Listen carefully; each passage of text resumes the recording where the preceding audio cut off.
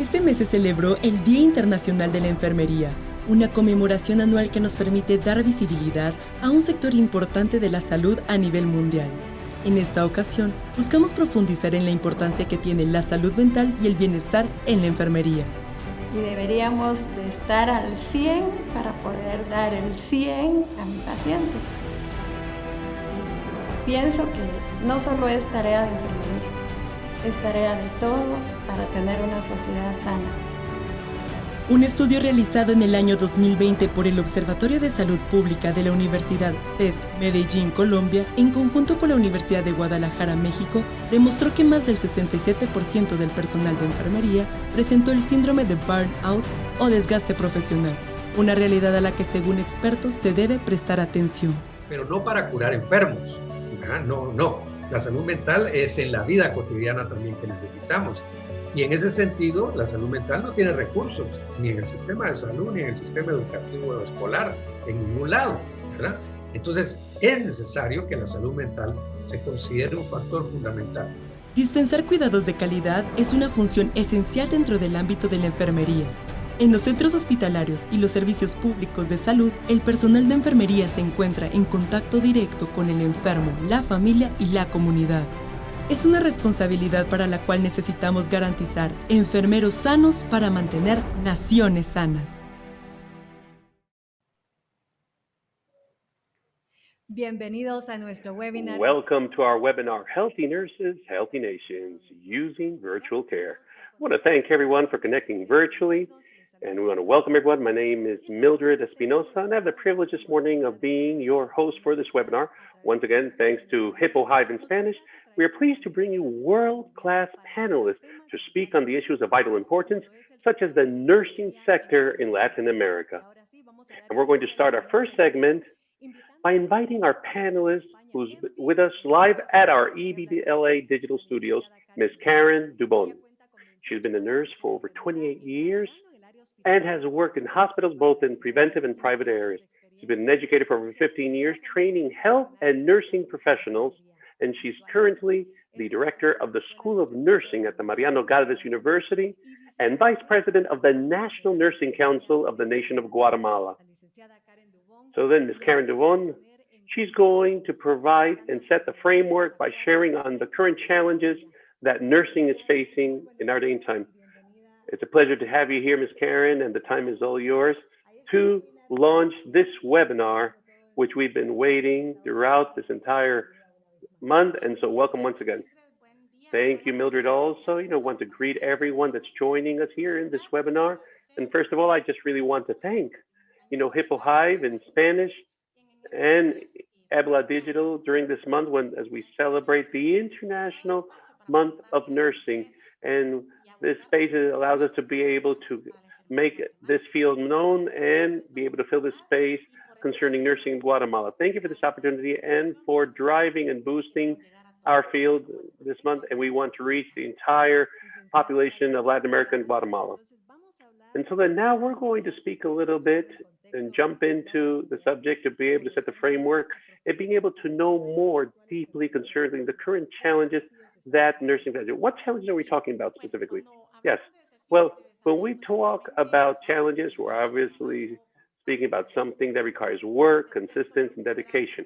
And in this regard, I'd like to highlight the fact that the challenges are aimed towards the individual, towards the institutional, the collective, and of course, towards the governmental as well, which is also very important. So to be able to address these subjects, I'd rather to address, as a holistic being, including every aspect, social, cultural, and economical. As nurses, we're all professionals, but first of all, we are individuals. And so we also have individual needs that we need to address. And that's an important challenge that we need to face. First of all, to be healthy and whole physically, in our mental health, in our spiritual environment and cultural environment, to be able to take on challenges at a collective and at a guild level. And there is enormous challenge right there because we need to project ourselves towards society. We need to break certain paradigms and we need to root ourselves strongly. And we need to create and remain in continual and consistent education, equipment, further development. And we also need to work on specific policies that can also allow us to be able to take up key positions that can allow us to take certain positions and roles and projects and endeavors for the ongoing development of nursing in Guatemala. The challenge indeed is great because it actually covers many different spheres and we cannot work individually. So we need to work them first, I as a person, as an individual, but I also need to work it at an institutional level and above all, and especially at a governmental level. Now, we've been sharing throughout the entire time concerning these specific challenges, and throughout the entire month, we've also had the opportunity of being able to make different nurses known that were able to share personal, firsthand testimonies on what life as a nurse is all about, especially during this time of the pandemic, which is something that's really taking a toll at a global level. But now let's just speak, where should this change actually start? How can we actually take a part in it? Well, as I mentioned before, first of all, the change has got to be at an individual, at a personal level. I, as an individual, have got to foster activities that keep me healthy and whole, physically, first of all, from my own lifestyle, from my own decisions, and enjoy physical exercises, physical activity, and to be able to stress many different points in the biological spectrum to be able to enjoy proper health. And we, in addition, we also need to take into account people's spirituality, which is also an area, and to develop leadership, promote public policies, and involve in guilds, get involved politically. We need to develop a technological culture that is a vital ingredient because as nurses, we're always worried, in our daily activities and everything, to be assisting patients firsthand, the treatment and the kindness that we need to show, that all too often we overlook these areas. Why? Because we're surrounded by so many different administrative processes that could very well be steered and managed technologically, allowing us then to be able to leverage our scope, our reach, and provide much more quality care and attention towards people. And as nurses, we need to participate in guild activities and political activities rooted in division, and also to carry out activities based on evidence, because that's the only way that we're going to be able to gain spaces. And we need to participate as active members in different leadership roles and also at high-ranking decision-making. Now, among this, you also mentioned, and thank you for your participation as the director of the vice president of the National Nursing Organization of Guatemala. And so we need to provoke that proactivity, that individual proactivity. So then what can we do from the government standpoint? We've named this webinar, Healthy Nurses, Healthy Nations, precisely because we have that opportunity and the concept to have a healthy nurse. That concept is going to have a ripple effect in the patient, in the family, in the community, and the nation as well. We're actually going to be speaking on this, with others, wonderful panelists concerning these individuals. But at a government perspective, what do governments require, or what do they expect, or what do you expect governments to be able to do and provide to be able to produce and trigger change? And what can they do to be able to enhance and have healthier nations? Well, then, I believe that first of all, it's important for governments to acknowledge the vital importance that nurses play within their systems. As nurses, at a global scale, over 80% of health professionals, they are comprised of nurses. What does this mean? That a person, the population's health is literally in the hands of nurses. Governments need to make the most of this field, that nursing is the people and the staff that are there 24 hours a day, 7 days a week. They know the system and they know people. They know the needs. They know the system. So the government needs to identify, every government needs to identify a wonderful opportunity to have in the front line the process led by nurses. That's also very important. And every nation's government should also build, different care models, health models that are innovative, technologically innovative, that's led by nurses. And they also need to invest within the labor force, because right now, especially in Latin America, we're way below the amount of nurses that's actually required to be able to properly provide services for our nurses. In many nations, especially in Latin America, sometimes there's only one nurse or 0.7 nurses per 10,000 inhabitants. So that government needs to invest in new positions and new staffing to be able to achieve greater results. But this also requires identify dignity. We need to dignify, them as a worker, as a service that's provided, because if governments were much more aware, much more keen on the need that nurses have, they should go and bet on training, on technology of nursing staff and nursing professionals. So then they need to implement within all of their realms, all of their spheres of healthcare professionals, technology that can aim to leverage and maximize their work in order to be able to dedicate more towards our field and our expertise, to not, and that way our attention isn't drawn away from it, and so that they can invest in technology that can further enhance and make us swifter and make our work much more efficient, freeing our time to be able to care for patients, which is the core, which is the essence and the humanization of people, individuals. So we need to invest in technology and further development and training. Now that you mentioned the subject of training and education, Ms. Karen Duban is currently the director of one of the largest universities, Mariano Galvez, in the nursing field. Educators, we really want to thank every student that has actually connected to this wonderful webinar. We want to welcome you. Thank you so much for taking the time and for your interest, especially to be able to improve and enhance, the field of healthcare, and for you who are future healthcare professionals. How can we improve the educational field? That's another important subject right there, because we need to break paradigms.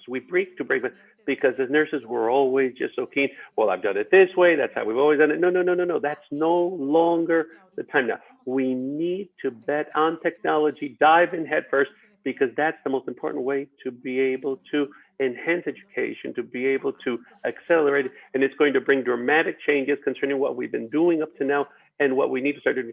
We also need to invest on virtual reality, augmented reality, headsets, tablets, telemedicine, telehealth. This is something that we need to foster right from at the offset when they start being trained in their individual fields, And so there are different methodologies, different ways that are being utilized, not only in Mariano Galvez University, but also in many different other universities in Guatemala and of course the world over. And so as colleges, universities that are at the forefront, we need to invest in these areas, because it is a wonderful way to be able to reach the furthest corners of any nation and any population. And so this is a role that we need to enhance, invest in it, believe in it.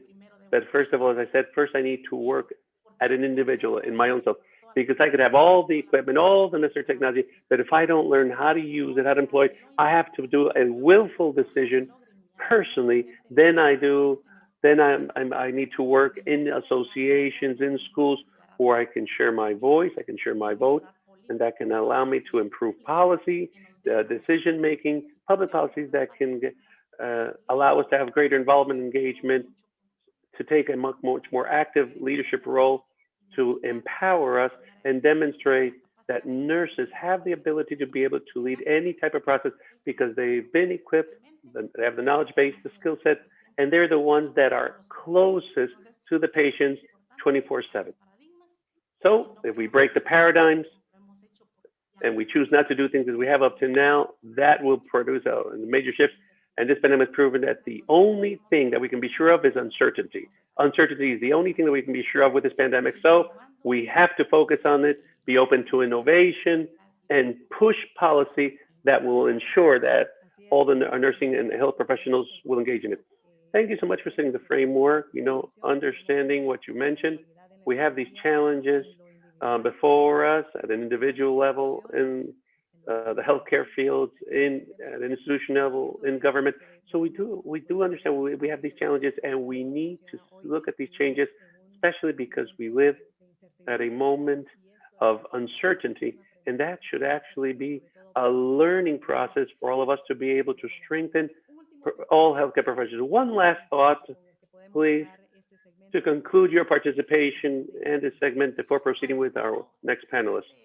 Well, honestly, this would be the last thought. It'd be aimed at our governments. We need governments to understand that nursing is actually the solution for swift, sustainable, profitable expansion of universal healthcare.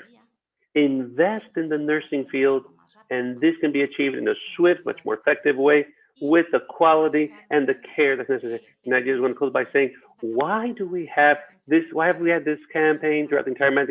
Healthy nurses, healthy nations, because of what I said before. If a nurse is healthy physically, in their mental health, in their spiritual environment, in every cultural part that surrounds them, they're going to project it. They're going to be able to serve with greater quality, with greater compassion, and in the long term, it's going to affect and have a direct toll on the population in a positive way. That's why healthy nurses will be able to contribute, will always contribute for healthier nations. Thank you so much for your time. If there's any other question, but this is what I would like to contribute and highlight and stress our importance at this moment in time. The word is to call on all nurses to work on public policies together with government officials, but we have to start at individual level to cause a sustainable impact in our institutions, and especially in our governments. Ms. Karen Duvon, thank you so much for your wonderful contributions in this webinar and for your wonderful collaboration with the National Nursing Council of Guatemala. We're extremely grateful for these contributions. And now that we have a clear framework concerning the challenges being faced in nursing currently, now we're going to focus with our next panelist concerning the benefits of a good mental health and wellness in nursing to improve patient, family, community, and societal care. And so next, we'd like to welcome Dr. Ralph Piedmont, who received his doctorate in personality psychology from Boston University. He was a tenured professor at Loyola University in Maryland and is currently the director of the Center for Professional Studies in the United States. And so it's a pleasure to welcome Dr. Piedmont over here. Hello. Welcome. How are you doing today? Very well. Thank you very much for joining. Everyone doing well? Very well. It's a pleasure to be here. This is I your would time like now. to thank the HIPAA Hive. I'd like to thank ELBA for all the work they've done in nursing me through all of this to make sure that I'm here on time with an effective presentation. Mildred, thank you very much. I appreciate it. Elmer, thank you for all of your help. Well, I want to thank everyone for coming today and participating in this webinar. My name is Dr. Ralph Piedmont. I am the Managing Director at the Center for Professional Studies. I am a personality psychologist, so my work involves identifying those key psychological forces that drive us and whose satisfaction provides a deep sense of fulfillment. Understanding who we are is an essential first step in creating a positive, productive lifestyle. My talk today will focus on introducing you to my research on a new aspect of our personal nature, the numinous. The numinous is a core feature of our personalities and is responsible for shaping and developing our unique selves. It is also at the heart of finding a very powerful force for creating and maintaining ultimate well-being. Nursing, as you well know, is a very dynamic, active, and essential aspect of the healthcare environment. Nurses are called upon to fill many roles in healthcare, from overseeing the management of patient care to addressing the physical needs of patients, as well as caring for the emotional and social challenges that accompany any medical issue. Nurses are truly the superheroes of the medical world. But while nurses are commonly the go-to professionals for patient care and treatment management, little attention is given to how nurses themselves address their own issues of self-care. Called daily to be fully present and actively compassionate to patients, Over time, this can become draining and serve to create feelings of burnout. Nursing is a high energy profession. To do well, one needs to be fully committed. But to sustain professional success, nurses need to invest time in managing their own physical, emotional, and social needs. There are many stressors that all healthcare professionals experience, some direct, like our work duties and our personal life demands. Others are more indirect, sometimes labeled secondary stressors. These are stressors experienced when we encounter and manage the struggles of those around us. Over time, these external challenges may come to weigh us down. Being able to effectively manage all of these pressures is essential for finding personal and professional success. There's a large literature that exists, which outlines the basic steps one needs to take in order to manage day-to-day hassles and stressors. A lot of this information will be given in other presentations in this very session.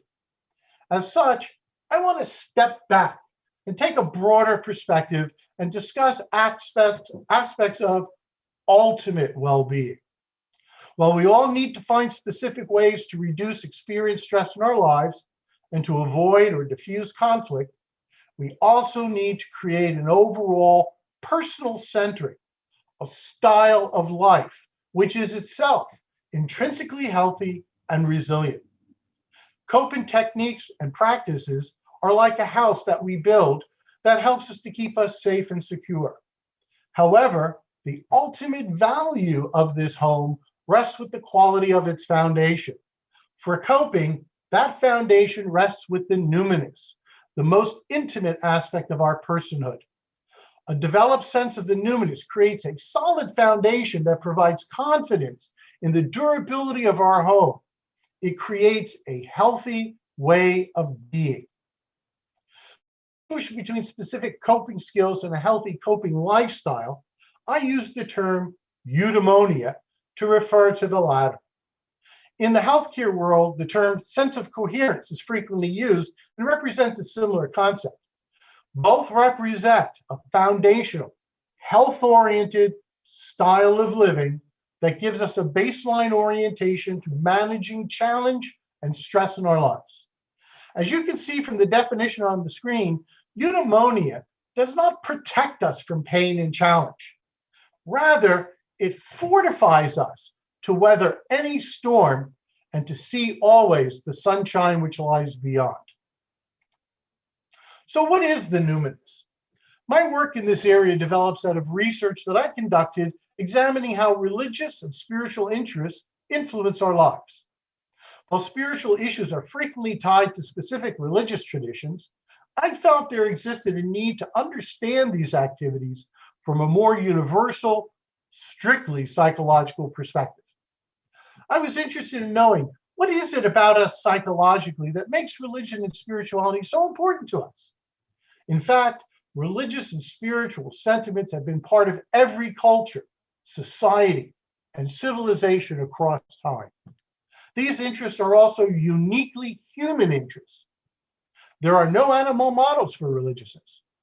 I felt that there must be something of great psychological value underlying these interests.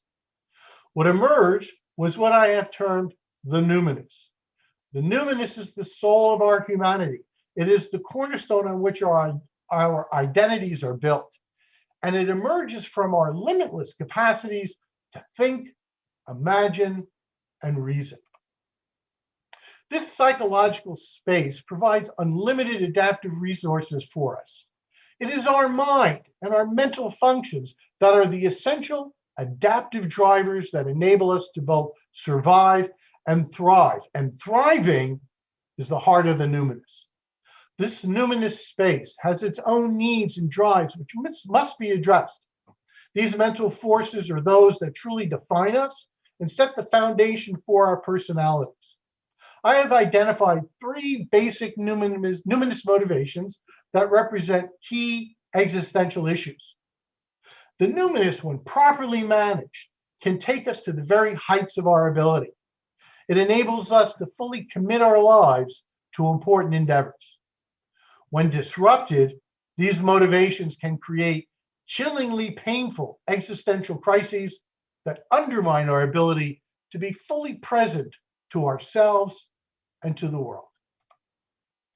The numinous motivations underlie the three basic existential questions, which are: number one, is death the end? Number two, is there meaning to life, or is it just chaos? And number three, well, I know I'm imperfect. Am I still good enough? These are complex questions with answers that are potentially intimidating. Nonetheless, these motivations are always influencing our lives, whether we acknowledge them or not. In some ways, the numinous is like fire. If used properly, fire can heat our house and keep us warm. Or if used improperly, it can burn your home down. Learning how to use the numinous effectively can have important implications for developing a broad sense of well-being. Each of these numinous motivations is associated with its own existential issue, and I will discuss each in turn. First up is infinitude, which relates to our knowledge that we are mortal creatures who will eventually pass away. This motivation creates within us a drive to give substance and continuity to our lives. We seek to create some type of durability to our efforts, a legacy that will continue to reverberate into the future. Humans are the only species that can physically change the world around us to facilitate our adaptiveness. We contribute to life and give it value through the work that we do. As nurses, your work is on the forefront of this motivation to support the vulnerable and weak through empowerment, compassion, and the easing of their suffering and pain. Patients are sick and are concerned about whether they will die or be forever immobilized or be just physically broken. Assuaging these feelings in patients helps them to address and manage their feelings of infinitude.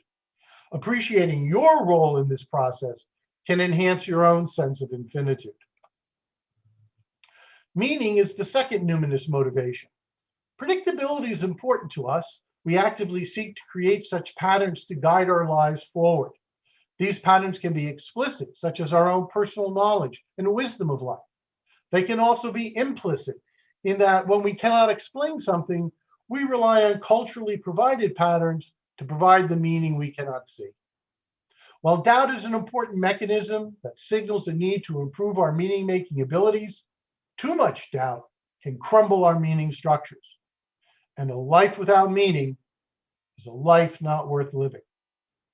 Inherent to meaning-making is a timeline associated with reaching our goals. Our research shows that when creating a meaningful plan, the longer the timeline associated with the goals of that plan, the more resilience and stability we experience psychologically. Ultimate eudaimonia is found when we begin to view our current lives as just one stage in a much larger eternal time frame. Finally, there is worthiness. While we recognize our own imperfections and failings, ultimately, each of us assesses our own worth and value within the entirety of our own meaning network. Our own personhood calls on us to make a statement of our own worth and value. We engage life to develop worthiness, and the results speak to our sense of value. There is security in feeling worthy. There's emptiness in feeling condemned. This dimension is very much associated with serious mental health issues and represents its own pathway to mental illness. Individuals who believe themselves to be rejected by the universe or the God of their understanding find themselves in a state of catastrophic alienation. After all, if God rejects you, to what court do you make appeal? Lack of worthiness has been shown to be linked to, among other things, suicide attempts and suicidal ideation, depression, anxiety, and personality disorders. Worthiness seems to lie at the heart of veterans experiencing what is termed moral injury, in women with body dysphoria issues, and among substance abusers. High levels of worthiness gives us a sense of belonging and goodness that empowers us to act compassionately and completely in our life activities. Finding adaptive solutions for fulfilling these numinous motivations creates a solid foundation for building a life of overall well-being. People with strong, positive, numinous motivations become agents of change in the world, finding ways to fill important needs. As nurses, you know that patients have the same needs as us, although the health crisis they are experiencing is making these issues very salient for them. Recognizing what issue or issues are salient for a patient can help us to intervene in ways that can have powerful healing effects.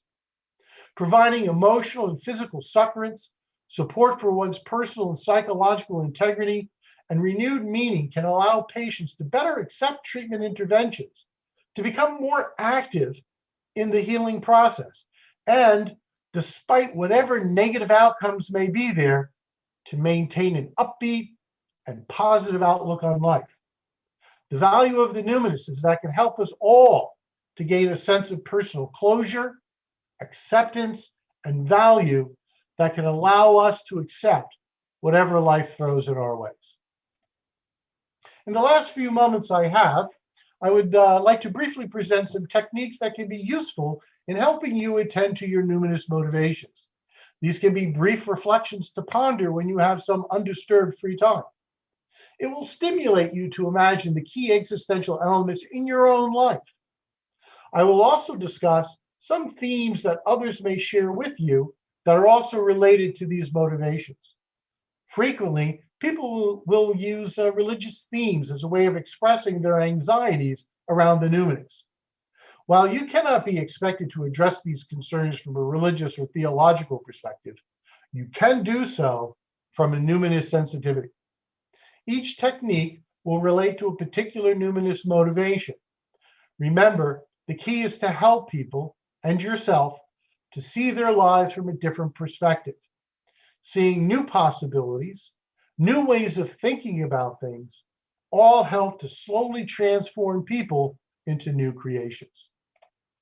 First up is infinitude. Our lives are, in general, brief experiences in this material world. The universe is over 13 billion years old, but no matter how long we may live, even past 100 years, it is nothing but a split second when compared to the age of the universe. The metaphor that can help start a personal exploration of this issue is throwing a stone into a lake. When a pebble is tossed into a lake, it quickly goes in and sinks to the bottom, probably never to be seen on dry land again. However, the ripples caused by the stone hitting the surface continue to move outward and to influence the rest of the lake. While our lives may be short, our actions continue to reverberate long into the future. We're all part of a social network that extends into the future. We all influence others, who in turn continue to express our ideas to those that these people meet.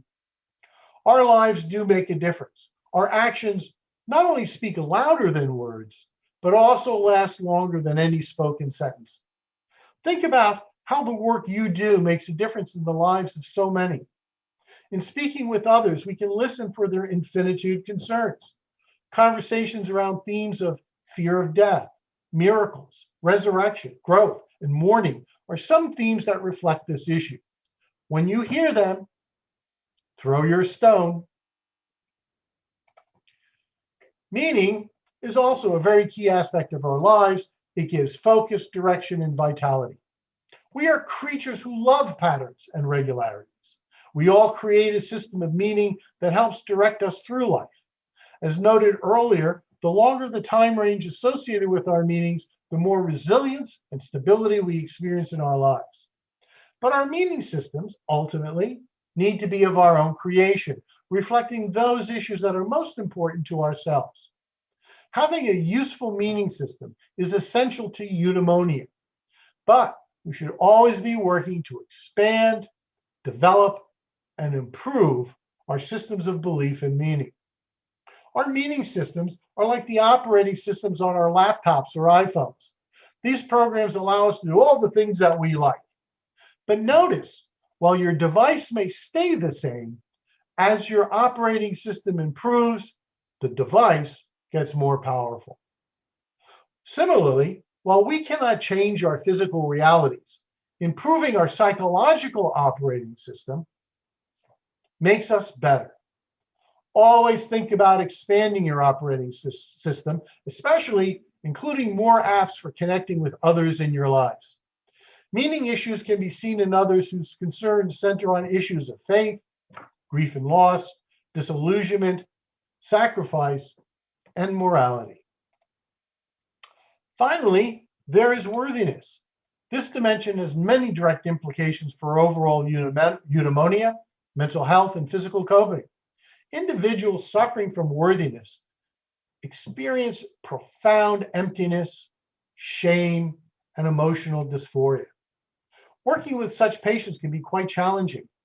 It's hard to get them to accept good things about themselves, but that is the key to managing this issue. Despite whatever perceived or actual wrongdoings, flaws, mistakes, or bad things patients or ourselves may believe to have committed, we all need to recognize that deep down, we're all good. We need to work with patients and ourselves to see even the smallest good thing that we do, and then expand from that action to other related ones that eventually result in a web of goodness. Doing this requires taking small steps, but showing others and ourselves respect, kindness, and personal warmth are the keys for beginning this process. You can be the one person who does see something positive and hopeful in someone's character.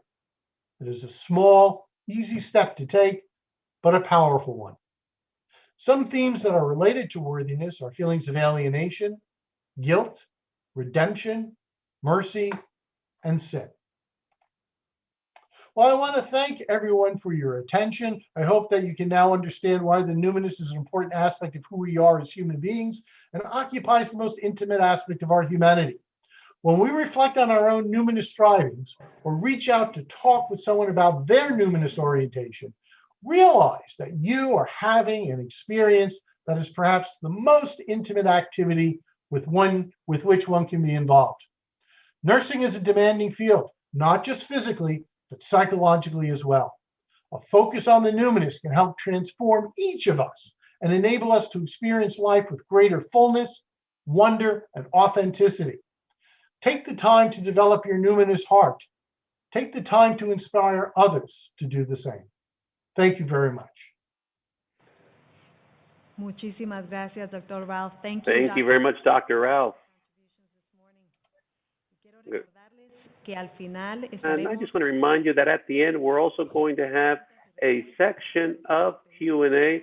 And so we want to kindly ask everyone to not forget to just write them in the chat, and later on, our panelists will be able to answer them before the end of it with questions and answers. So I just also want to make the most to be able to thank everyone who's connecting them and just greet all those people from Peru. We're seeing certain connections from Peru and also from Mexico, and of course from Guatemala and from many other nations throughout Latin America. And we must not forget all the way from the USA. So thank you very much. Once again, thank you for your contributions, Dr. Ralph. We really appreciate it.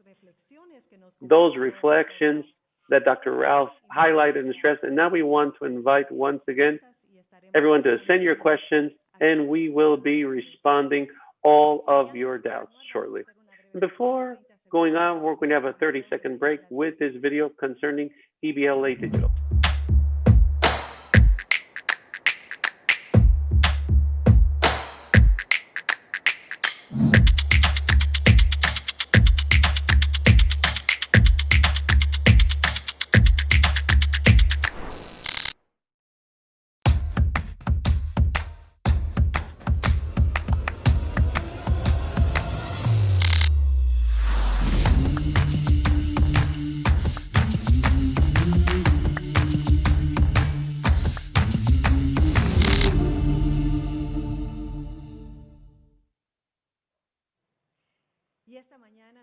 And this morning, we've set the framework about the challenges being faced in the nursing field today. A few minutes ago, we heard about the mental health and wellness to be able to improve patient care and the ripple effect that it has on the family, the community, and our society. But now we're going to learn even more about some of the technological advances that can help strengthen nursing and education through virtual care.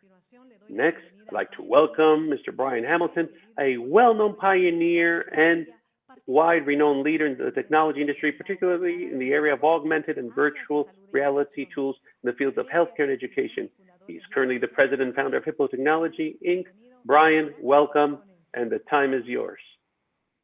Thank you, everybody. I'm going to go ahead and share my screen here, if I may. So I'm going to actually do a live demo today. And so bear with me. We're actually going to show you some of the technology that we're applying for virtual care in nursing. Before I begin this presentation, I just want to thank Mildred and EBLA and everybody from Latin America for allowing us this platform to be able to come and be with you today. This last year has been very, very difficult for many nations and many people. And at the end of the day, I want to also especially thank all the clinicians that are listening, that are in the audience today. You know, I wanted to begin the presentation with a quote that nurses are like icebergs. At any one time, you only see what they're actually doing. And over the last year, we've worked with countless nurses, doctors, nurses' aides, frontline clinicians. And it has been, there's a lot of people that have made a tremendous sacrifice in the last year. So my name is Brian Hamilton. I've been in the technology and wearable sector for many, many years. I'll talk more about what's on my head in a moment. We've been over the last year, we've actually been rolling headsets out and virtual or augmented reality and wearables to the front lines of the pandemic to help nurses with and clinicians with being able to have access to global knowledge networks, to be able to support more activity, to be able to protect against the lack of personal protective equipment during the height of COVID. Our story actually began pre-pandemic. In 2019, I had the privilege of meeting Dr. Pat Quinlan, the former CEO of Ochsner Health in New Orleans, Louisiana. And Dr. Quinlan and I connected with a gentleman in Nigeria and went over to Nigeria and actually started rolling out these headsets to figure out how we can support clinicians on the front line in use cases such as virtual rounding when you're seeing patients, virtual consultation where you need support, virtual proctoring where we're overseeing procedures, as well as virtual education. Came back to the United States after that trip, not knowing that a pandemic of once in a lifetime, hopefully, was upon us. So when the pandemic broke in Wuhan, China, we actually were on the front lines supporting that work in China as well. So we were supporting about 20 hospitals, 24 hospitals in the Wuhan, China region, because people didn't have enough personal protective equipment. So we actually took these devices, put them on the doctors, the nurses, and the clinicians who were going into the ICU wards. And the people that were treating the patients now could be sitting in their homes or in another part of the hospital, so they weren't exposed. And so we were working to help support these clinicians when personal protective equipment was at an all-time high in terms of demand, and also to limit exposures. We then went to the United States with our next set of rollouts.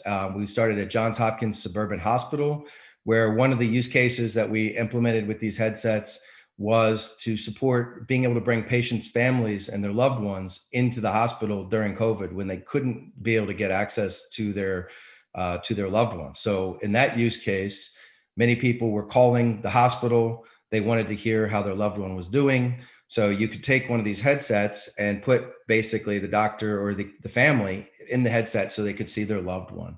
We then went on to the Nordics over in Europe. And then we actually started working with some of the largest nursing schools in the United States. More on that later. And we've been very, very heavily in education. We've actually done work in Latin America. We've done work with medical device companies that have actually proctored cases from Colombia, South America. And we had doctors in Colombia and nurses in Colombia working with doctors and other clinicians in Scotland, Japan, Germany, and the United States all at the same time via this technology. So when we think about the shortages and the challenges that are in nursing, there's a tremendous opportunity now to build a knowledge network and utilize these technologies in a very unique framework. So let me start by talking about global trends in nursing. As many of you know, if you're studying or you are currently active as a healthcare professional, the last year has been tremendously difficult. There's a high degree of burnout. In fact, over 22% of nurses, and this is from McKinsey related in the US, that over 22% of the nurses are potentially going to leave direct patient care in the next 12 months. So if you think about that, the nurse's role has never been more important. And there's a global shortage of 5.9 million nurses right now, which is probably only going to get greater as time goes on. So the work you're doing in this profession, if you are related to doing nursing work, is absolutely critical and mission critical and so needed and so important. So we're trying to look at new ways to bring technology and different forms of virtual care to the front lines to help people be able to get access to the people that need our healthcare, the most healthcare that they need. So basically getting the people that are most at risk healthcare. Also, if you're in the nursing profession and healthcare profession, you know that you're expecting more and more support from the organizations that employ you or that you're working with, because you have so many demands on your time. You have a personal life away from being a nurse or a clinician. You have to keep a good, you heard Dr. Piedmont's presentation, you'll hear from Aaron in a few minutes, health, wellness, and mental health, being able to keep yourself healthy through the process of healing others is very, very critical. There's an increased availability of resources that are needed in the mental health field. More on that later. I don't want to take away the thunder from the next presentation, but mental health resources are very critical. Telemedicine and virtual care is here to stay. So we've been able to look at, take the United States for a minute, there's 625 hours to become a nurse. Now over 50% of that work can be done online and done virtually. So telemedicine is here to stay. The one thing the pandemic did do for healthcare was it gave the healthcare as a global, it gave healthcare a globalization opportunity where people could work together and people could think about new ways to disrupt healthcare because we were in crisis mode. We already talked about demand being at an all-time high, and talent is definitely, there's gaps in talent, and we need to train the next generation of nursing, and we need to make sure that nursing continues to be the rewarding profession and something that's very viable. And there's also new professional development and pathways for training and tooling. So what's going on in Latin America? Latin America actually, I'll talk more about this at the end of the presentation, actually has a unique opportunity to be one of the leaders, the global leaders in the way that healthcare change and virtual care can occur because of a variety of formats. Number one, the healthcare there's so many different countries and different gaps between the countries that there's an opportunity to actually learn and have many different types of implementations of technology and customize those solutions on a country by country basis. I'll talk more about that later.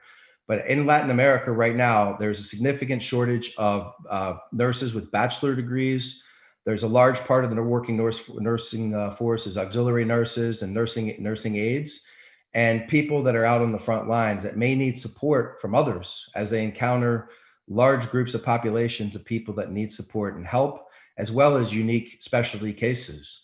So being able to think differently about a knowledge network and be able to bring things that are cost effective and actually help people get more care, more scalability, better care, like different technologies on the front lines is absolutely mission critical as we globalize medical healthcare and knowledge. COVID in Latin America also has disrupted many supply chains. So it's destabilized economies globally. That's not just Latin America. So there's a lot of scarcity in things that are needed and required. MRI machines, shortage in Latin America overall, for example. So there's a lot of different types of tools and items that need to be that you need more of in Latin America. So being able to bring people in and bring resources in is very, very important. The demand side of healthcare is way overloaded. We all know that. The ability to train and upskill our nursing populations, never been more important than it is in Latin America today. And then last but not least, the ability to globalize medicine and be able to have a global support network to provide basically on-demand expertise anywhere you need it at any different time. I'm going to give you two stats on Latin America. The average number of physicians per 1,000 people in Latin American countries is only 2. And OECD countries in Europe and Mexico, it's 3.52. And the average number of nurses per 1,000 people in Latin American countries is less than 3 with an OECD average of 9. So what that means is that there needs to be more people available to help the frontline workers and the frontline healthcare workers in Latin America and beyond. But Latin America, there's so much opportunity, and I'll talk more about that later. How mobile technology and what I have on my head, which I'll explain in a second, can actually help people. You can be able to bring people in for create a workforce multiplier, where you're able to bring people in to different experiences and support clinicians. The ability to take mobility and connectivity, which is another major function of success for the future of healthcare, is being able to be connected to the internet, to a phone, and the ability to actually eliminate geographic barriers, no matter where you are. If you're in a village or you're in a rural area, I know in Guatemala, for example, talking to Mildred, that many people in Guatemala come to the major cities and the major hubs for their healthcare, and they're coming long distances. They're traveling. There's geographic challenges to that. There's challenges at the healthcare facility because many people come at many times. Imagine an opportunity in a future through virtual care where the people don't have to travel except for the most severe cases. Basically, you can keep people where they are to give them the care they need at the point of care, regardless of their geographic location. And then last but not least is the ability to deliver a virtual knowledge network so that people all around the world, there's doctors from Colombia and Mexico and Argentina and Brazil, and we've met all the different countries that we've been involved in all over the world. So there's doctors in the UK, there's doctors in the US that have either going to be coming back to their countries to support their countries, or they're practicing in another country. So imagine a world where you can actually have access to a large group of people that care about their country, but they just happen to not be living there, that would like to provide clinical support to that. That's what these types of technologies can support. So let me talk about what's on my head and actually give you a live demo. So if you can see me here in the picture, I've got a wearable computer system on my head, and this system has a fighter pilot display. So I actually can see a computer screen right here, just like a fighter pilot would have. I have a full computer screen. I can see my presentation, but I have a whole computer screen in front of my right eye here. I can also flip it over to my left eye as well. My left eye is my dominant eye. I've got a very, very powerful 16 megapixel high definition camera here, which basically allows a clinician anywhere in the world to come in through the headset, see what I see, help me do my work, and be able to communicate with me in real time by providing me real-time data. I have a hard drive built here where if people are going out to rural areas where they don't have access to specific connectivity at the moment, they can store libraries of best practices and learnings around healthcare on this headset. So you could go out and review how to actually do a procedure, for example. So all this on my head is a wearable computer system, which it's controlled 100% by your voice. All you do is say what you see. The device is in 17 languages, including Spanish and Portuguese, when we're talking about Latin America, and other languages. The scenario here is to be able to have people come in and be able to have an immediate one-on-one review and impact, to be able to see what I'm looking at and help me in my care. We actually did this work in refugee camps in Jordan with the Syrian refugees through a foundation where you have 6 hours to see as many patients as you can possibly see in a positive manner, and supported use cases in refugee camps. And we've also worked in hospitals and clinics and all over the world. And we'd love to also continue our mission of helping people in Latin America.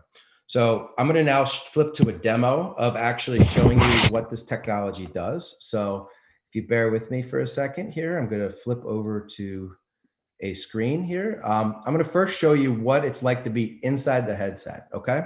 So what you see on the screen right here is what's in my headset, and I'm going to show you a clinical experience in a second. So if I want to just say what I see on the screen, so this is, again, what is in my eyepiece.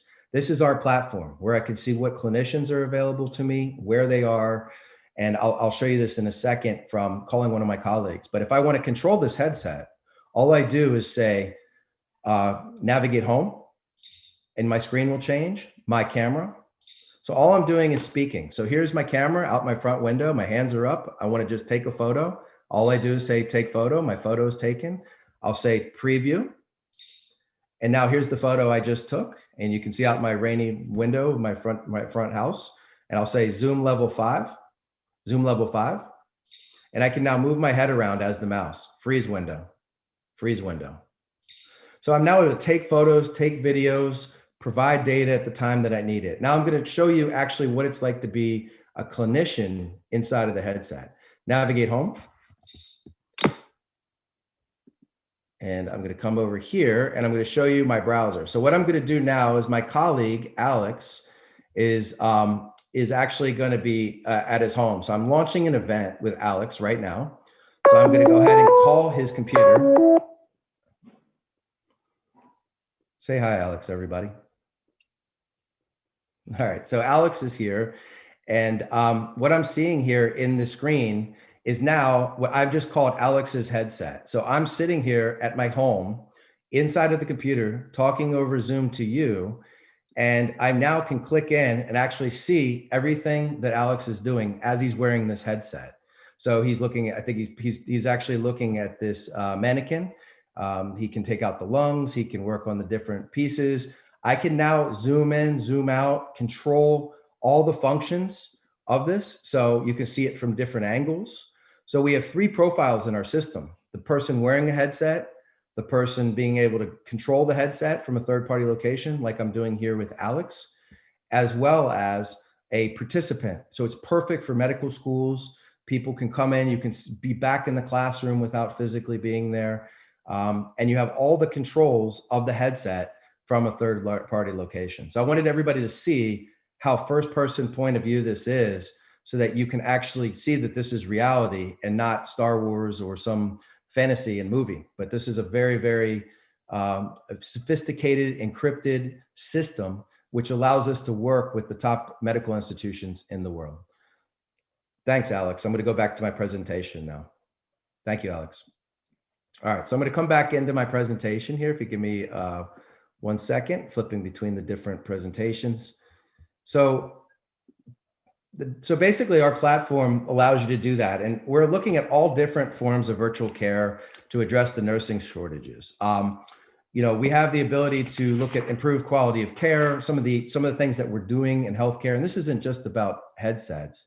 It's about technology as a whole. It's about working with the startup communities in the Latin American countries. It's about embracing the universities and the partners and the ecosystems in the countries that want to help actually be part of the virtual care solution. But we're deploying these technologies to look at things like improved quality of care, the ability to have in place enhanced patient satisfaction, seeing more patients, the increased patient flow, being able to see more patients with less time, just-in-time service. So much in healthcare of time is wasted by people waiting around, waiting for events, scheduling events. Imagine being able to do just-in-time healthcare. When you need to make that phone call, when you need to bring that clinician in, when you need to schedule a session, just immediately at your fingertips. So you can get more done in a day and get more of your personal time back as you're supporting a large population. Reduction in cost waste. There's a tremendous amount of waste in healthcare. And the opportunity now to be able to have these systems available to you to look at cost reductions and more efficiency and better spend with that money. And then of course, increased productivity. So we'll talk briefly about this. We've actually worked very heavily in the nursing schools, and this is the case study with a holding company, the largest holding company in the United States, called Adtalem.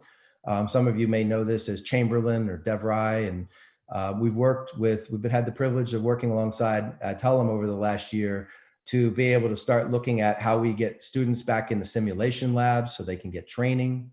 We're starting to look at the student observations and faculty facilitation. So how do we get better access for people to be able to do facilitation and observation within the healthcare teaching environments, and then be able to tie this to clinical sites as well. So we spent the last year working with some of the top institutions, and we can take those learnings and apply those learnings to also be able to do the similar things in Latin America. Another case study that actually touches Mexico is because of some of the work that's been done on medical mission trips in the Yucatan, is Bayer University, which is based in Miami. It's a podiatry school. We've rolled out these devices and been able to help with streaming doctor visits, patient visits to the classroom, so you can bring the students into the classroom, medical mission trips to be able to support the people in Mexico and also into other countries in Latin America. And it's allowed our educators to be able to evaluate skills, be able to collect data, collect clinical information that's valuable to the learning experience directly from the field.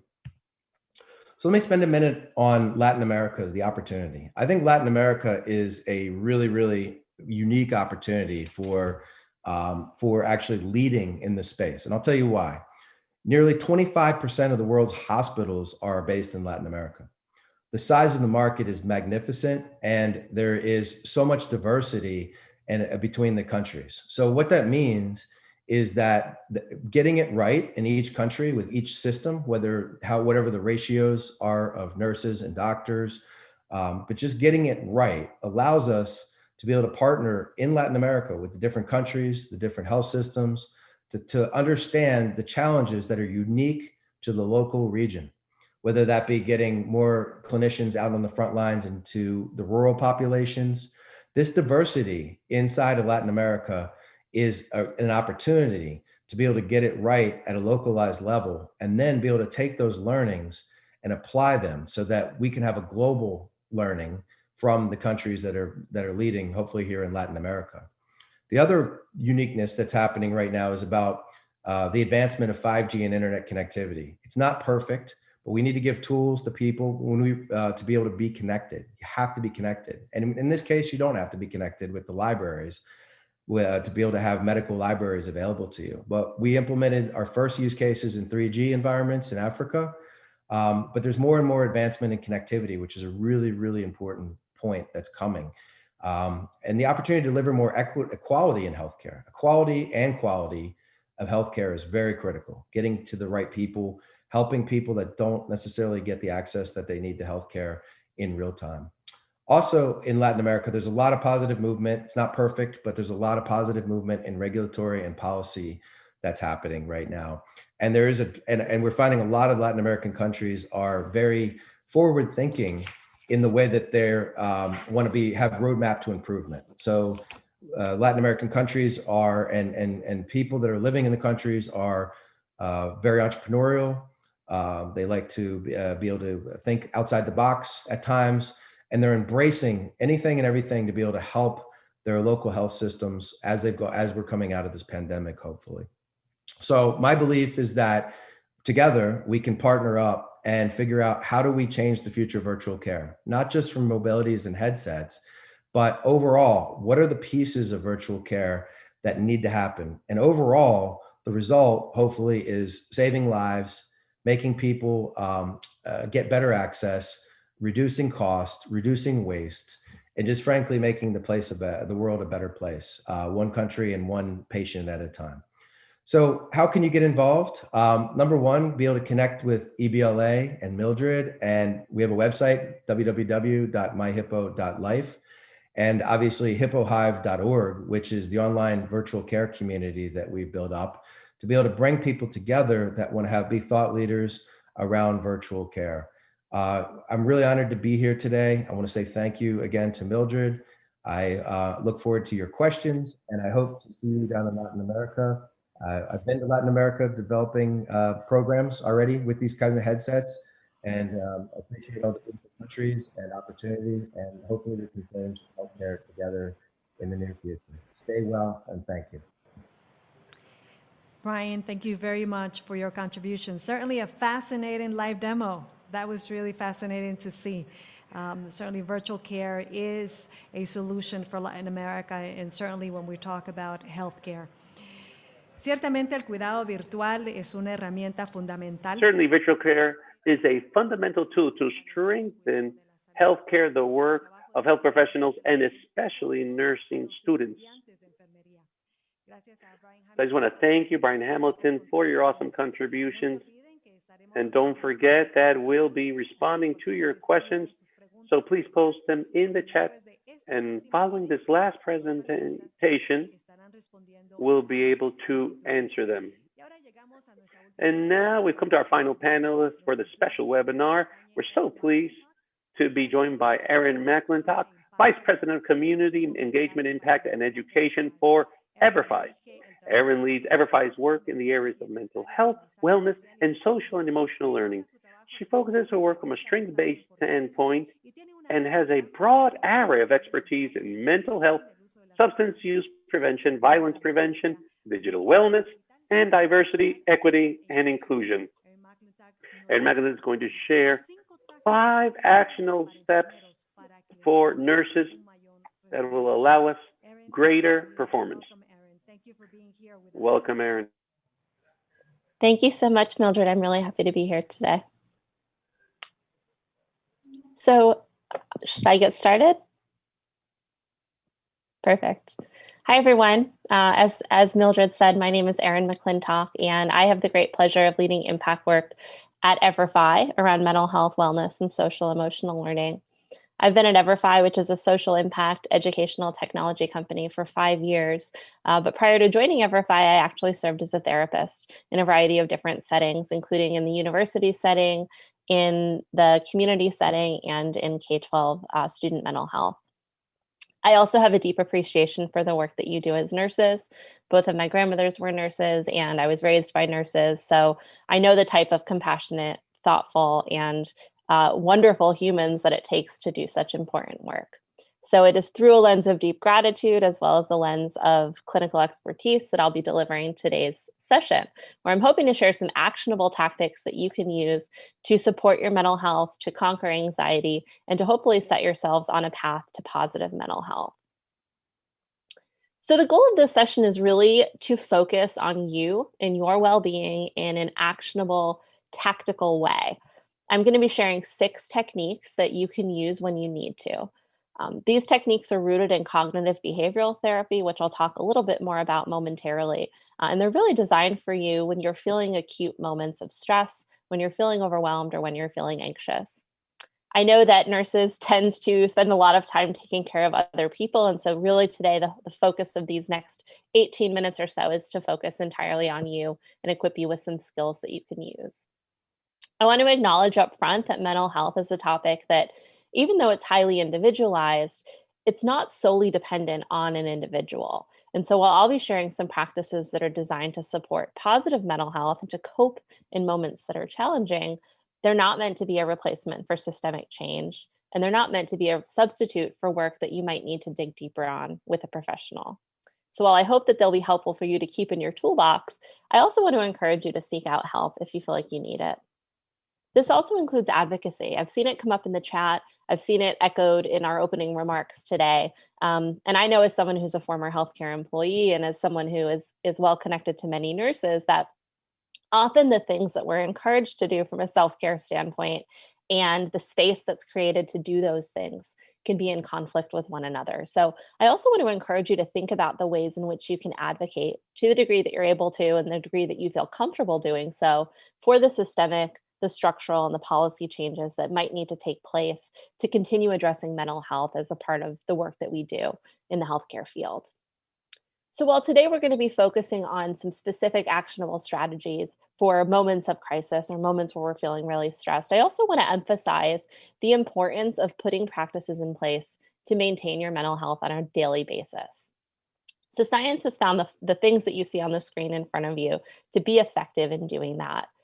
I'm not going to spend time talking about all of them, but there are a couple that I do want to highlight. The first one is to create a routine. So it's very likely that you already have a routine of some sort, waking up, going to work, eating meals. But there's something really powerful about actually writing down the things that you do on a daily basis. And what this can do is allow you to take stock of your time and also to see where you can build in moments to do things that bring you joy, to do things that are focused on positive mental health, or to promote things like connecting with colleagues or friends. The next one I want to highlight is this one in the middle, which is about building mindfulness into everyday moments. Many of us hear the term mindfulness and we immediately think of sitting in silence for long periods of time or being alone with our thoughts. And while for some people that might be true, mindfulness can also be in those everyday moments that we have. So this might mean having an extra sense of awareness when you're washing your hands. Thinking about what's the temperature of the water, how does the soap feel, and just taking a breath in that moment to be present with yourself. It also might mean mindful walking. So if you're going from one patient room to the next, rather than just hurrying through, really take a moment to use that walk as an opportunity to connect with yourself. Or it could be something as simple as taking a few moments to be mindful and take a few deep breaths, which we're going to talk about a little more when we get to our actionable strategies. And then the final thing that I want to highlight is the benefits of finding a support system. So this past year and a half, if it's taught us anything, it's the importance of connectedness with one another. And so whether it's virtual, whether it's in person, creating space to connect with other people can be hugely beneficial for our well-being. This might mean your family members, it might mean colleagues, it might mean friends, it might even mean talking to a professional if that's beneficial. Having people to talk with, to celebrate with, to share moments with, and to vent to can be really powerful for our well-being. Okay, so now we're going to move into some of the actionable strategies that I'm excited to share with you today. And the way that we're going to organize these first few tactics has to do with two important elements of mental health: our thoughts and our behaviors. So to illustrate this, I want to share a model which is often used in cognitive behavioral therapy, also known as CBT. Now, CBT is rooted in the belief that our thoughts, our behaviors, and our emotions are all connected. And for instance, we may have thoughts that are positive. I may think that I'm, great at something, or I might think that I'm successful, or that I might think that I'm a good friend. Those thoughts often influence our behaviors. For example, when we have positive thoughts, we may be more likely to engage in behaviors that are good for our well-being. For instance, prioritizing self-care, being active, or spending time with people that bring us joy. This leads to us feeling positive emotions like happiness, satisfaction, and confidence. However, this cycle also plays out when we're experiencing negative thoughts, behaviors, or emotions. So if we're having thoughts that aren't kind to ourselves, for instance, thinking something like, I'm not good at my job, or I always mess up, or I'm not a good friend, we may then engage in behaviors that aren't as positive. For instance, we may choose to isolate. We may choose to engage in unhealthy substance use behaviors like drinking more. We may gravitate towards people that aren't a good influence on our well-being. And then that reinforces the cycle of negative emotions, which causes us to feel sad, doubtful, nervous, anxious, and a variety of different emotions, including impacting our self-esteem. I often use the analogy of a traffic circle. So I'm based in the United States in a state called Massachusetts. And in Massachusetts, we're known for something called rotaries or traffic circles. And essentially what it is it's a circle in which traffic enters at one point, and then there are multiple opportunities to exit. Now, the goal is to get into the traffic circle, wait until it's your turn, and then find an exit to set you on a new path. But what can happen if you aren't quite sure where you're going, or if you choose not to take an exit, is that essentially you'll just find yourself driving around in circles, not going anywhere. The same can apply to the ways in which our thoughts, our behaviors, and our emotions connect with one another. It can be very easy to get stuck in a cycle where our unhealthy or unkind thoughts are contributing to unhealthy or unkind behaviors, and then that can lead us to feeling not so positive emotions. Now, the key here is to find a point at which we can break this cycle. We might break it in the form of thoughts. We might break it in the form of behaviors, or we might break it in the form of doing activities that bring us joy. And so today we're going to focus on two. We're going to focus on thoughts and we're going to focus on behaviors and some specific techniques that you can use to break the cycle if you find yourself in it. Okay, so without further ado, we're going to start with thought techniques. And I'm going to introduce you to three. Now, as we're discussing these, I encourage you to try them in the moment, but also take notes. This is going to be available via recording.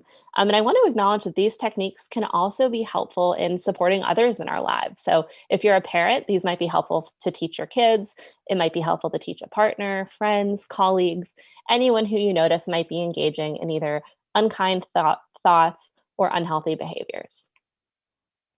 Okay, so the first technique that I want to introduce you to is the practice of putting our thoughts on trial.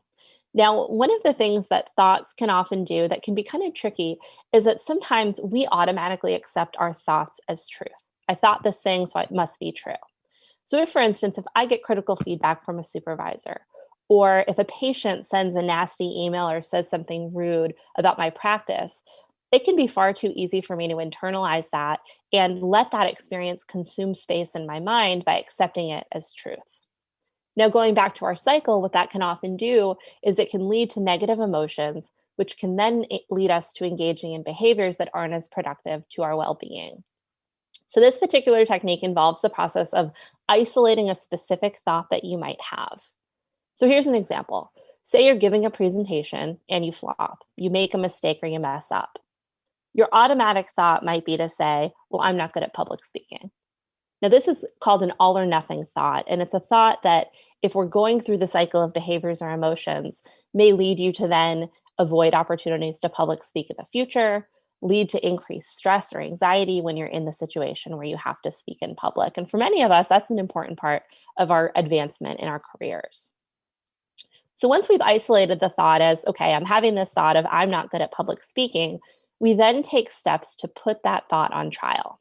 We want to imagine that this thought is being put in front of a jury and that you're on the side of the aisle where you have to dispute why that thought might not be true. So you use evidence. You think about experiences that you've had in the past where you've done public speaking, where maybe you've gotten good feedback, or where you've been asked to share your perspective, or when you felt comfortable and confident and thought you did a good job. And what this allows us to do is to create space both to remind us of positives, but also to move away from that all or nothing thinking and reframe our thoughts in a way that might be more kind to ourselves and also in a way that's rooted more in reality. So now, if I've gone through that exercise and I've put that thought of, I'm not good at public speaking on trial, maybe for some of us it moves from, I'm not good at public speaking to, I messed up this time, but I've done well in the past and I can do it again. Okay. Now, the next thought technique that I want to introduce you to is called the think technique. And this involves something called self-talk. Self-talk is the way that we communicate with ourselves. It's the stories that we tell ourselves about who we are, about how things happen to us. And it's the thoughts that we have in our head that are really the makings of how we build self-esteem and self-confidence. Now, hopefully, most of the time, the ways that we communicate with ourselves are the same way that we'd communicate with a friend or with a patient or with a colleague who we care about. But sometimes the way we communicate with ourselves, and this is true for many, can be in a way that is almost like we're our biggest critic. So the next time you find yourself ruminating on a thought or spending a lot of time thinking about something, whether it's something that you did that you're playing over and over again or belief that you hold about yourself, I want you to pause, to stop, and to go through the exercise of asking yourself these 5 questions. Is this thought true? Is this thought that I'm having helpful? Is the thought or perspective that I'm having inspiring? Is the thought or perspective that I'm having necessary? And is it kind? And then if it's none of those things, think about how you can reframe it to be these things, right? And if there's difficulty in reframing that thought, what behavior can you engage in that can help you cultivate positive emotions? Really thinking about, if a friend was saying this to me, what would I tell them? And speak to yourselves in the same way that you'd speak to a friend. Okay, so the next technique is great for both breaking a thought cycle and for changing behavior. And so this is the 4 questions technique, and it involves simply asking yourself 4 questions when you're in a state of an emotion where you're feeling frustrated or upset or angry. I want to put a sort of caveat to this to say that there are times when it is perfectly okay and acceptable to just sit with negative emotions, just sit with our sadness, sit with our feelings of frustration. And that can actually be something that's very therapeutic. So these exercises are not to say that we should be taking our emotions and just trying to disregard them completely. However, if you find yourself in a situation where you're experiencing an emotion that you want to try not to experience anymore, and if you're looking for a pathway to focus on something else, this technique can be really helpful. So this technique involves asking 4 questions. The first is, why am I feeling this way? The second is there a quick fix? The third is, if so, what? And then you do it. And then the fourth is, what can I do to feel better right now? So I'll give you an example. Perhaps I'm feeling upset and I'm frustrated and I'm kind of grouchy and I want to just get out of that space. And so I ask myself, why am I feeling this way? And when I do that, I realize, well, I'm feeling this way because I asked my partner to unload the dishwasher and they still haven't done it. So then I'd move to the next question and say, is there a quick fix? If so, what? Well, yes, the quick fix is that I could talk to my partner and let them know how I'm feeling. It might not make things better instantly, but it's at least moving in the direction of doing something to address whatever it is that's causing you frustration. Now, obviously, it's not always that easy. And sometimes our emotions are more complicated in the sense that there might be a lot of things that are building up that are contributing to why we're feeling a certain way. And so that's when question number 4 comes in, and it's going to move us into our behavioral activities, which is, why am I feeling this way? Give myself a chance to process whatever it is that I'm feeling and at least acknowledge that I'm having an emotion. And then maybe there isn't a quick fix, so I can't do it. But can I do something right now to at least try to feel better? It's not going to solve the problem necessarily. It's not going to be a miracle cure. But what it will do is get me on a path to where I'm focusing on something that brings me joy, happiness, or a sense of calm, and taking one step on a pathway to prioritizing self-care. Okay, so now that we've covered 3 cognitive restructuring techniques, we're now going to introduce 3 behaviorally focused techniques. These are techniques that are designed to create an opportunity to engage in a positive behavior, which can directly connect to both our thoughts and our emotions. So the first technique is one that's called a grounding technique. And all of the techniques that I'm about to teach you, I love because they can be done pretty much anywhere. So this is a technique, a grounding technique is something that can be helpful where we feel moments of increased anxiety, where we feel that internal sense of panic or stress rising up, and when we need to just take a moment to cool off or cultivate more energy. So this technique is called the 5-4-3-2-1 technique. And I find this to be a technique that's really effective in public settings. This is one that maybe if you've just left a challenging encounter with a patient, or if you're in a meeting and you find yourself needing to distract, if you're not speaking in that meeting, if you find yourself needing to just break away from the meeting for a moment, or even if you need to step into a different room to take a break, this technique can be really helpful. And it involves the 5 senses. And so what you want to do is when you're in a room, wherever you're seated, and you can even try this right now if you'd like, is to scan the room and look to identify first 5 things that you can see. So you might look around your room and actively think about and label in your brain, what are 5 things that you can see? Maybe you see a door, maybe you see a window, maybe you see a crack in the ceiling. Then once you've identified 5 things that you can see, you move down to think about 4 things that you can touch. So maybe you have a desk in front of you and think about, is the desk hard? Is it soft? Is it warm? Is it cold? You might have pants that you feel, are they soft? Is it denim? Once you've identified 4 things you can touch, you then move into 3 things you can hear. So this involves you being silent and really focusing on that, cultivating that sense of hearing, moving down to 2 things you can smell, and then finally 1 thing you can taste. So maybe you're having a glass of water and you're tasting, is it cold? Is it, you have a soda, you can feel it, bubbling in your mouth. This is a technique that can be really helpful, not just for you, but also potentially to teach to patients. If you have a patient who's feeling really overwhelmed and, you have the space to potentially distract them, this could be something to introduce them to. This is helpful in that it forces us into a state of mindfulness and it distracts us from whatever negative emotion we might be experiencing in a moment, giving us a break to pause and then refocus into whatever environment we have to go into after. So the next technique that I want to teach is called box breathing. And again, this is one that I love because it can be done absolutely anywhere. I've actually done this a couple of times throughout today's webinar because I find that it's just a really centering and calming activity to do. And so this is actually a technique that was developed by the Navy SEALs.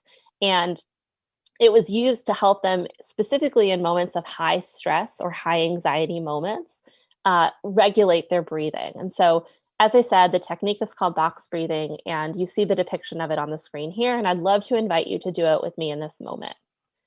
So this is a technique that you can use in a meeting, you can use when you're doing your rounds, you can use when you're stuck in traffic, really anywhere and everywhere that you might experience stress, not just stress, but even just needing to connect with your body. So if you can imagine that your breathing is a box, like the one you see on the screen, the first thing you're going to want to do is take a deep breath in, and you're going to hold it for a count of 4. So 1, 2, 3, 4. Then you're going to let it out slowly for a count of 4. You're going to breathe again for a count of 4 and breathe again for a count of 4. And in your mind, what you can do as you're doing this activity is actually envision a box to help you think about it. Now, most of you are probably aware as medical professionals that deep breathing is directly connected with our physiology, and that it actually gives us the perception of lowering our heart rate. So if you think about moments when you're feeling really stressed out or really anxious, one of the things that often happens is your heart starts to beat a little bit faster. And this is for people who experience panic attacks. One of the things that is one of the biggest triggers is that they feel like they're having a heart attack because they're breathing so rapidly and their heart's beating so quickly. So what this technique does is it allows us to disrupt that by really just focusing on the breath, filling our lungs, which is naturally going to help lower our heart rate. So whether it's a moment where you really just need to take a break or take a deep breath, or if you're simply outside walking and want to appreciate being one with your breath, this is a fantastic exercise to use. And the final technique I want to share with you is something that can be done in advance of stressful situations as part of our overall daily practices. And this is the technique of scheduling positive activities. So you might remember in the beginning, I talked about the importance of developing a schedule, and this is something that can complement that really well. So this technique is really focused on the development of a positive activity idea bank. I've started one for you at the bottom of the screen. And what this is really just writing down a list of all of the different things that you can do for yourself that bring you a sense of joy or a sense of calm. For some of us, that might be stretching. For some of us, it might mean taking some deep breaths. It might be reading, watching TV, listening to music, dancing, cooking. The list goes on. And so what you want to do is sit down with yourself and spend some time, you can even do it right now if you'd like, writing down some of those things that bring you joy and fulfillment. And then using the bank at the top, think about how long each activity takes. So how much time exercising would I need to do to feel like I am fulfilled? How long would it take for me to take a few deep breaths? Then once you've identified how long each thing takes, you can start to populate this idea bank with, okay, in 5 minutes, I could do these things for myself. In 10 minutes, I could do these things. 15 minutes, I could do these things. And then this can work 2 ways. One thing you might do is take a look at your daily schedule and figure out where within your daily schedule you have pockets of time that you could build in some of these activities. Or, for instance, if you're going back to the activity with the 4 questions, you could save this list for when you're in number 4 and you need to focus on doing something right now and think about how much time you have and which activity you could do. But keeping this activity bank going not only gives you something to look forward to, but it deliberately allows you space to tend to your well-being. So that brings us to the closing of our tactical activities for today. 20 minutes is not a long time, and so I realized that we really flew through them. And there were many more that I could have shared with you, but I hope that this was a good start. And I hope that you find these to be helpful and effective for you. Remember, it's not about being perfect. It's not about having these techniques completely fix whatever might be going on for you, but it is about actively being mindful of how you're doing, what you're doing, and how you're thinking or perceiving yourself, and then taking steps in a positive direction from there. You are worth it. You deserve it. In the event that you'd like to benefit from the support of a professional, I strongly encourage you to take it. And I also encourage you to check out the Hippo Hive platform, which we at EverFi are really happy to have partnered with Hippo on, where you'll find not just these techniques, but many, many more focused on all aspects of your well-being. So Mildred, thank you for letting me be here today, and really appreciate all that you all do for the world. Erin, thank you very much. Thank you for the wonderful, actionable items you gave us. In fact, as you were doing the box breathing, I actually did it myself as well. And I can tell you I felt much better already. These are stressful moments, but certainly also producing and putting together a webinar with such panelists, it also stresses us. So thank you very much for sharing those actionable items that I think that we can all do, and they're very useful. So we're going to move into the Q&A section. These are all have been wonderful presentations since this morning. And so I'm going to take a moment now, and we're going to bring in all our panelists, and we're going to start answering some of these questions. So let me go ahead and get to the first question. I'm actually going to say it in English, but I am going to ask Karen Dubon to be the first one to respond. And so this question actually is coming from, and I'm looking at here, from Brian David Castillo Palacios. Gracias por su pregunta. And his question basically is, can technology affect the dehumanization of nursing care? Y esa pregunta la quiero hacer para la licenciada Karen Dubon. Esa es una pregunta que viene de uno de nuestros. And this is a question that comes from one of our participants. De los cuidados de la enfermedad. Can technology affect the dehumanization? With what you saw through what you showed us today with Brian Hamilton, with virtual care, what do you believe, do you consider, and I asked Ms. Karen Dubon because she was a nurse for over 28 years. So what do you believe? Do you believe that technology can actually dehumanize patient care and nursing? Well, I believe that that's a myth or a taboo. It's a question of focus, as I mentioned before in my presentation. No, technology is something we need to make the most of. We need to leverage it as a tool, because it's not a methodology. It's actually a tool to be able to dedicate more time towards our nursing activities. For example, if we were to use technology, instead of having to write down in a clinical file so many things that I have to manage, in the health sector, there's a lot of technology that I could just use voice activation and it'll record all the information. Then I can dedicate more time towards what no one else can do, which is to assist patients, care for them, talk with them. So I believe that there's no relationship between technology and dehumanization. On the contrary, technology is something we need to make the most of in order to be able to free our programs and our agenda from many bureaucratic activities. And we need to leverage it and use it as a challenge, as an opportunity, because we are all so distant here in Guatemala from achieving many of the changes that we need to have through technology. But it's very important to be able to work on it at an individual level, in our guilds, in our professional level, and especially at a governmental level. Thank you so much, Licenciada. I want to ask you the same question, because you've had the opportunity, as you mentioned in your presentation today, to travel around different countries. You've used the technology. You've seen virtual care in action, and as a solution. And so what is your response to this question? Can technology affect the dehumanization of nursing care? What do you think? I think it's a really great question. I'm glad it was asked, because change is sometimes fearful, right? There's change, that people are fearful of change and different things. And part of being a good clinician is also not just getting diagnoses right, but also having bedside manner, showing care, showing empathy for the human race and for people that you're with. So I've been in over 50 countries implementing this technology. And psychology is really critical. We've been in places where there's a lot of women population, where you have to address different hairstyles and ways that you wear the device. Psychology is a part of this. What we've found is that it provides exactly what was just said. It provides more time to the clinician to be focused on the outcome and working with the patient. It's not meant for the entire procedure or process. It's meant as a tool, like what was just stated, to help support that program. So understanding the psychology of these technologies is really, really critical, and implementing them the right way with PPE. For example, when we were in the Middle East, people wearing traditional Arab attire in these devices, or if you're out in the field and you're in a specific area with specific type of equipment that you have on, you have to take into all these considerations that have nothing to do with technology. One story I'll share in Nigeria was one of my favorite stories since we started the company.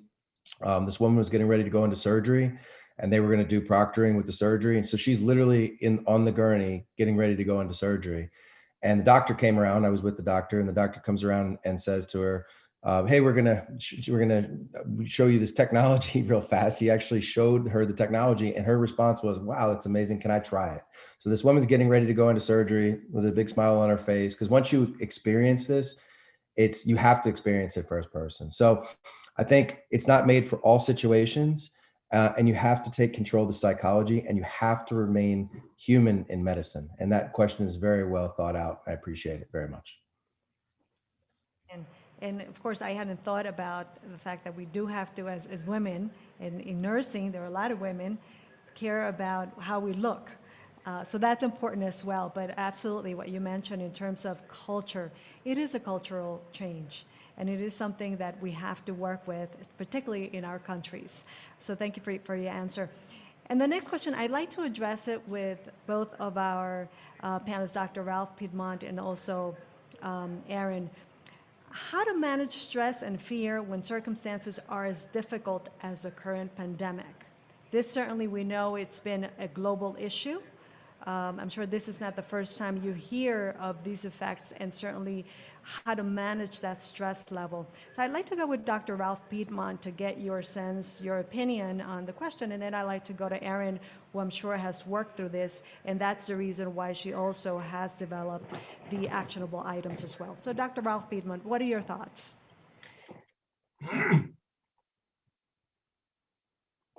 You're up, sir. I didn't hear a question.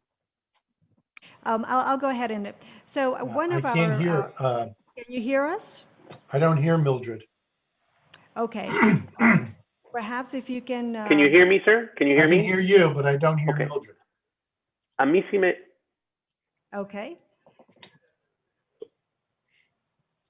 Si puedes, Elmer, repetirle la pregunta al doctor Piedmont. So then here's the question, Dr. Friedman. Yes.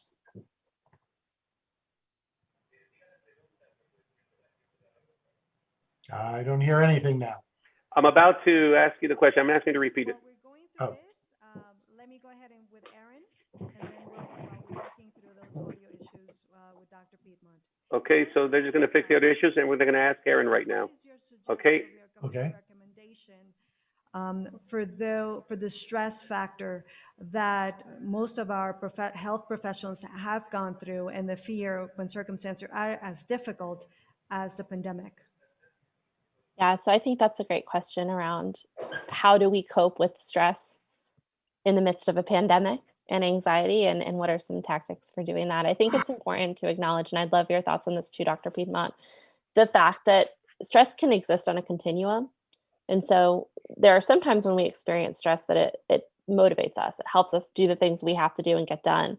But we can reach a point, and I think this is where a lot of us are at as a society, where we are collectively experiencing a trauma. And there's evidence to suggest that the effects of such a trauma as we have experienced on a global scale can last up to 18 months and longer.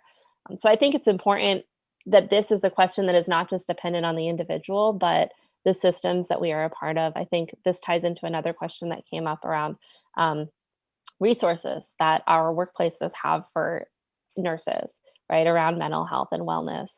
I think it is recognizing when we might benefit from seeking out help from a professional. And I think it's also the shared nature of the fact that we aren't alone in this. And a lot of us are experiencing high levels of stress, high levels of anxiety. Some of the causes of that might be things that will hopefully change in the near future, but some of it might not. And so it's really important to recognize where you might be at as an individual and put in place those things that you know can help bring you stress relief. And then if those aren't effective, looking at what other things in your life do you have control over and what don't you have control over, and identifying pathways for seeking out support where it's needed. One thing I will say that I think has been beneficial as a result of the pandemic is that mental health is coming more to the forefront. We are seeing more people that are open to talking about it. We are seeing more leaders that are open to talking about it. And we're seeing some of the barriers to resources go away a little bit. And so I hope that that's something that we carry into the future, because if the research that we've been doing at EverFi and that I've been following in the field is any indication, there are a lot of people that are struggling right now. So Dr. Piedmont, I'd welcome you to pick up where I left Dr. off. Piedmont, please. Yes, by all Yes, means, thank sir. you, Erin. I appreciate that. I think it's moments like this that really give pause to our life. There's a lot going on in the pandemic.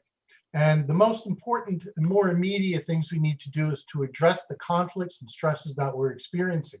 Erin gave a great little overview of things that you can do in the here and now to help manage the direct stress and anxiety you may be experiencing. And if you can reach out for help, don't hesitate to do that. It's times like this where we need to look after ourselves and find the necessary personal and social resources to manage the stress that we're directly confronting. From my perspective, though, there's also a larger issue here as well. The pandemic really does directly access the key existential issues in our lives. Here in the United States, over 500,000 people have died from the COVID virus. That's more people than died in World War II in our armies. Everybody in this country knows at least one person, and I know several, unfortunately, who have died from the COVID virus. This really gives us time to pause and to really think about, who are we?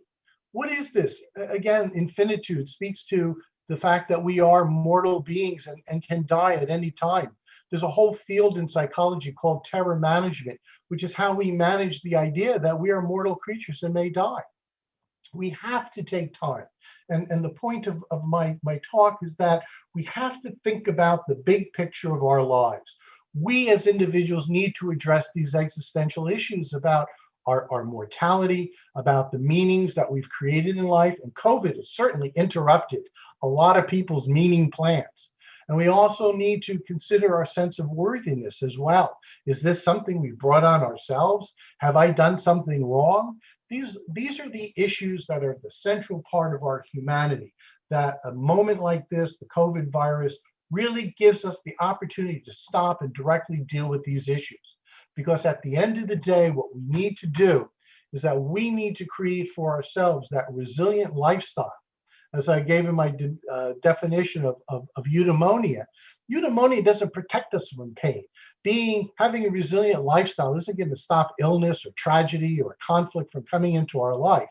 But what it does, it helps us to productively manage these crises and challenges. We can weather the storm and we can see the sunrise that's looming over the horizon. That's what the Numinous does. It's creating this sense of personal coherence and personal integration that enables me to productively get into this, weather the storm, and to come out with more positive growth as a result. Rather than being humbled, we can stand tall. Dr. Rao, thank you very much for inspiring us again, and also for your contributions. Thank So you. the next question I have is for Brian, and the question is, how do you think we can incorporate technology into health services in countries where there are no developments, such as in Guatemala? What are your thoughts, Brian? Absolutely. So that's a wonderful question. And, frankly, what we want to do is, this is not just about commercial enterprise. This is about changing the world and helping people and giving people equality in healthcare. I know that's a very big and lofty goal. I think there's a lot of organizations, NGOs and charity organizations around the world that want to they want to help everybody be more successful in healthcare. So one of the opportunities here is a couple different ways to think about countries like Guatemala and other countries. Number one, we can align with some of the charitable communities to support the local partners. We have something called the HIPPO Global Health Initiative, which we're talking to some of the big charities that are out there. We're looking for the charities that we want to partner with, so that we can have clinicians sponsored in the countries with these types of technologies to be able to come out and do the work. So this doesn't have to be a commercial scenario every time. It can be a nonprofit scenario. Also, the opportunity to affect healthcare at a country level. If you take a look at the government spend, and it takes time. Governments take time to make decisions and to implement things and do due diligence. But there's an opportunity now, if you can just prove it out on a very small level, just work with the Guatemalan Health Ministry and just prove it out. Even if it's just 5 cases that you show that by doing technology integration, it's not about the cost, it's about what can be sponsored for the betterment of the society, and allowing everybody to be part of that win for bringing that technology forward. So also the opportunity I think exists where there's a lot of clinicians that want to support their countries. They may be living in a foreign country and they'd be more than happy to donate their time also to work with the clinicians that are on the ground in those countries. Last but not least, education. Education is critical because we want to be able to have universities and organizations work alongside us to teach and to find the next generation of entrepreneurs and people that want to contribute. Those last thoughts from Brian Hamilton. I'd like to just ask each and every one of you to give us some last thoughts before we go off from this webinar that has been fascinating with great presentations and a lot of great information for nurses and clinicians and all the health professionals that joined us this morning. Last thoughts from you, Erin. My last thoughts are those of gratitude. I know that the work you do is incredibly important and has also been really difficult this year. So I hope that you continue to take care of yourselves so that you can take care of others in the way that you are so good at doing and need to do. I also want to, again, highlight the importance of advocating for systemic change. I think we as individuals can only do so much, but we as communities can do a whole lot. So the more opportunities you have to be an advocate, the better. Thank you. Doctora, licenciada Karen Dubon, unos últimos pensamientos antes. Just some closing ideas to wrap up this webinar. Well, first of all, honestly, I just want to invite everyone and invite every nursing student, all of our colleagues and peers that are connected to work together in these challenges, to embrace them, to push them forward. First of all, at an individual level, what things can we do personally to enhance and embrace these, corporately and in guilds, with associations, with the schools of nursing, that can, and associations of nursing, to be able to inform us with these dynamics and public policy, to exercise leadership, empowerment, and to be able to show the capacity, the inherent capacity that we have, because nursing, as we always said, is the backbone of any health system in any country, regardless of the part of the world that you live in. Dr. Ralph Fiedman, please. You got to turn your mic. Yes. Yeah. There you go. Thank you very much. Good. Oh, absolutely. I mean, nursing is an absolutely critical aspect of the healthcare environment. It's where, as they say in the United States, where the rubber meets the road in terms of healthcare. Nurses provide the direct face of support and care for patients today. They have an indispensable role to play. I think the technology that Hippo provides is not going to dehumanize, but becomes more inclusive. We can bring more professionals into any particular case or process and give that patient the very best care that's available today. But my recommendation for nursing in general, don't forget the professionalization of your field. You have a voice and you need to express that voice, both through your professional organizations, your guild structures, but also in the scientific research as well. It's important for nurses to stand up and begin to evaluate the quality of their practice, the factors that either facilitate the implementation of healthcare or are getting in the way of that implementation. And you do that by doing good scientific research, by writing papers and publishing them in your leading journals. That gets out to people. It gets out to your civic leaders, it gets out to your fellow healthcare professionals, and it gets out to the general public as well. People recognize the value of nurses, but they need to hear your voice and the issues that you're experiencing directly. And you can do that in the most persuasive and compelling way by conducting your own frontline research in this area. Look how good the Numinous can be for your work. Look how good the stress management techniques that Erin gives you are for your work. Look at the role and value of technology for your work, and follow your leaders and have and amplify your voice in the professional domains. Thank you. Thank you very much, Dr. Ralph Piedmont. Brian, last thoughts? Just that I'm hoping that we can have a more globalized approach to medicine for helping each other, and that we can rely on each other regardless of what countries we're from, what languages we speak.